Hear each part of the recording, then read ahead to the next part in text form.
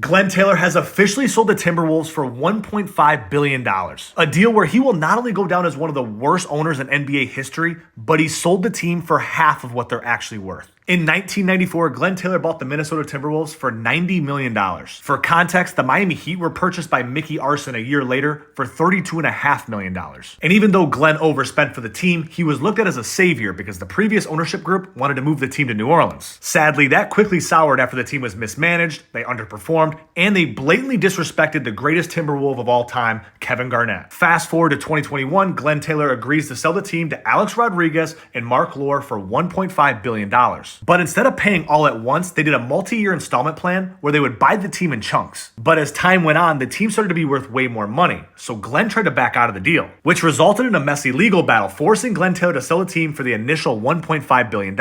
And just like when he bought the T-Wolves for way too much money, he just sold the team for way less than they're actually worth. In fact, Shams was on the Pat McAfee show saying that Marc Lore and A-Rod could easily flip the team for $3 to $4 billion tomorrow if they actually wanted to. To make things even worse, the Celtics sold earlier this year for $6.1 billion. Now, the Celtics are a way more valuable franchise, but they don't even own their arena. That $6 billion was just for the name and history of the team. With that being said, A-Rod and Lore won't own the Target Center either. But they just bought an NBA team for half the price, and they have the oldest arena in the NBA, which means A-Rod and Lore could do something that Glenn Taylor could never do. Build the T-Wolves a new stadium that's owned by the team. And since A-Rod and Lore have owned the team, it has been a night and day difference. Glenn Taylor made the playoffs once while he owned the team, and they lost in the first round. While last year, Minnesota was one game away from the NBA Finals. It really just goes to show how bad of an owner and businessman Glenn Taylor was.